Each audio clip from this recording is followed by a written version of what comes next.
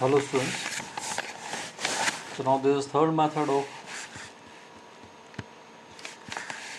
value added method. It is third method of national income calculation, and in comparison with the previous two methods, income method and expenditure method, it is asked less number of times. It has been asked less number of times in CBSE board examination. It's quite easy, bit easy than the previous two ones. So जैसे कि आपको पता है, income method ने कहा कि जितना भी आप कमाते हैं उसका समेशन अगर कर दें तो वो आपकी नेशनल इनकम होगी।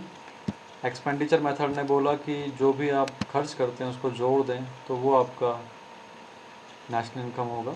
सेम वे प्रोडक्शन मेथड या वैल्यू एडेड मेथड बोलता है जितना आप प्रोड्यूस करेंगे इकॉनमी में उस प्रोडक्शन को अगर जोड़ दें तो हम उसको नेशनल इनकम बोलेंगे।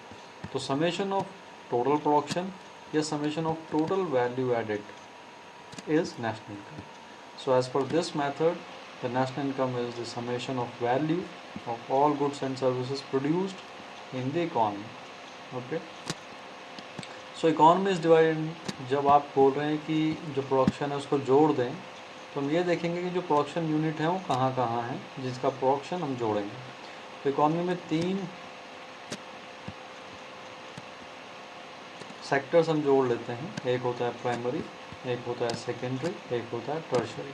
तो ये तीन सेक्टर अगर हम जोड़ लें और इन तीनों सेक्टर के जो प्रोडक्शन यूनिट हैं उनका आउटपुट हम लें और इन आउटपुट्स को जोड़ देते हैं तो वो क्या आता है, आपका नेशनल इनकम आता है। ओके, तो what to do, that is economy is divided into primary sector, secondary sector और टर्शरी सेक्टर।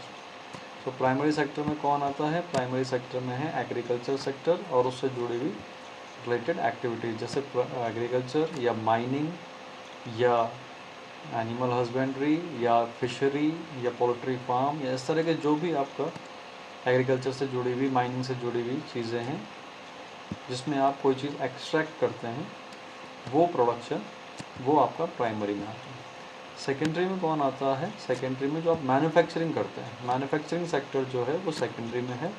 आपको याद होगा 10th में भी आपने इस तरह से कुछ पढ़ा था सोशल साइंस में।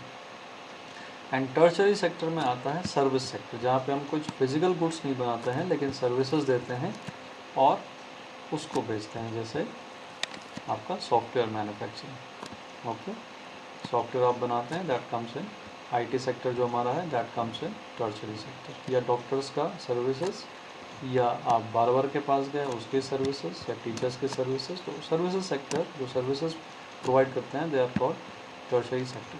तो तीनों सेक्टर ने जो भी बनाया उसको जोड़ दिया तो वो प्रोडक्शन मेथड। ओके, तो या तो आप उसको प्रोडक्शन बोल लीजिए या दूसरे शब्दों में हम उनको बोल सकते हैं the value added. Value added क्या होता है वो आप जानते हैं, हमने फर्स्ट वीडियो में या सेकंड वीडियो में इससे पहले वैल्यू एडेड की बात की हुई। For value added you visit watch that video once again. So सारा वैल्यू एडेड अगर हम जोड़ दें तो उसको हम बोलेंगे नेशनल इनकम। नाउ जैसे इनकम मेथड ने आपको पहले NDP-FC दिया था, एक्सपेंडिचर मेथड ने GDP-MP दिया था, तो प्रोडक्शन मेथड भी आपको GDP-MP देगा और GDP-MP से आप नेशनल इनकम को कैलकुलेट करने के लिए GDP-MP में एडजस्टमेंट्स करेंगे। जैसे आप जानते हैं यहाँ ग्रॉस है, यहाँ नेट तो हम डेप्रिसिएशन घटाएंगे, यहाँ डोमेस्टिक है, यहाँ नेशनल है तो हम net factor income from abroad जोड़ेंगे। और MP और FC का कैलकुलेशन कैसा है, MP में NIT घटा देंगे तो FC आपका आ जाएगा। तो this is production method. Let us take कैसे इसमें कैलकुलेशन करना है। सो नेशनल इनकम के कैलकुलेशन के प्रोडक्शन मेथड के लिए सबसे पहले हम सेल्स निकालेंगे। सेल्स का सीधा सिंपल कैलकुलेशन है total number of units sold या produced into market price.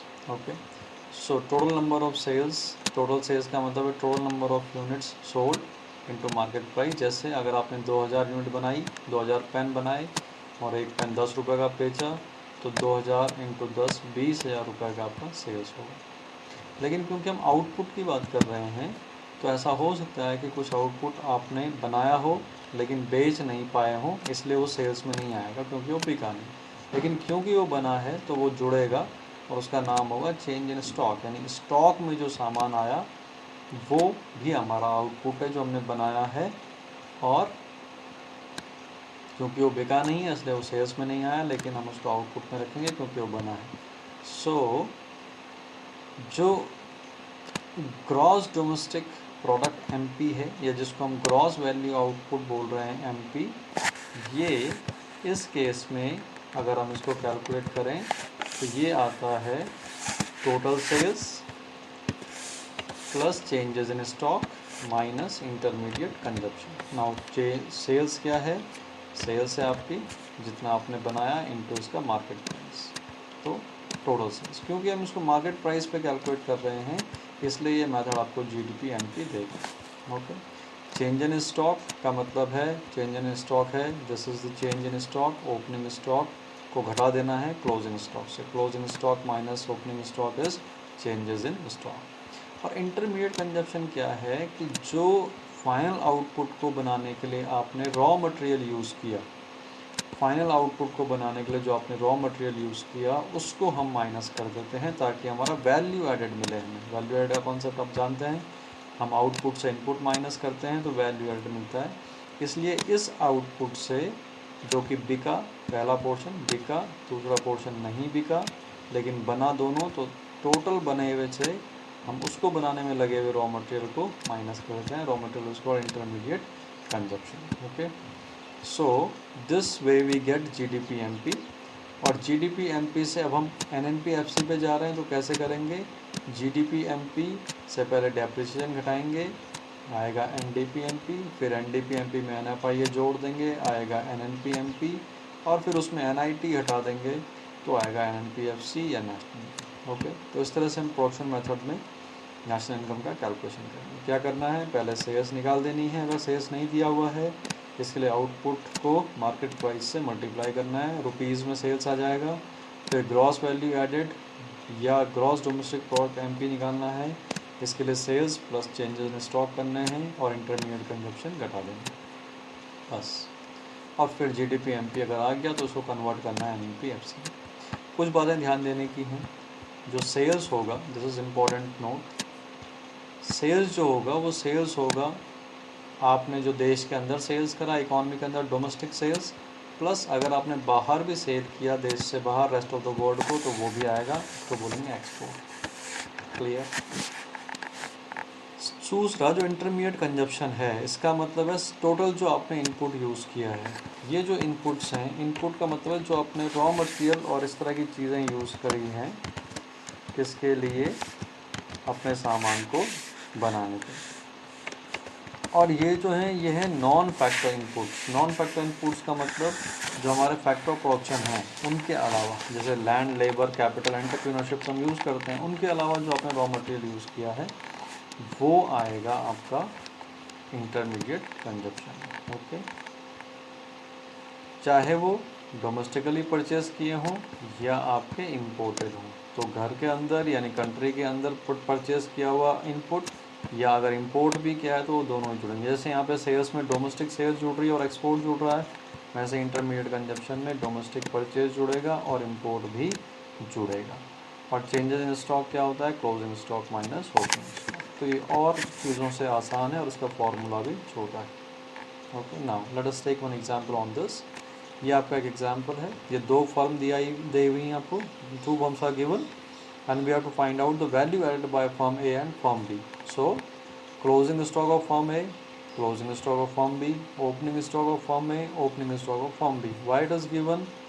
To calculate change in stock. Okay, sales by firm A, firm A ने सेल किया, purchase by firm A from B, A ने B से खरीदा, यानी ए का ये परचेज है, ठीक है, and purchase by B from A, और बी ने ए से खरीदी। Okay, then domestic sale by B, से बी ने जो सेल किया डोमेस्टिक वो है आपका 250। Okay, import of raw material by firm A ने इंपोर्ट किया रॉ मटेरियल को, देखो इसका ये इंटरमीडिएट कंजप्शन है जो उसने इंपोर्ट किया, और दूसरा उसका कंजप्शन कहाँ है? यहाँ पे, जो बी ने किससे परचेज किया? ए से। Okay, and export by firm B, B ने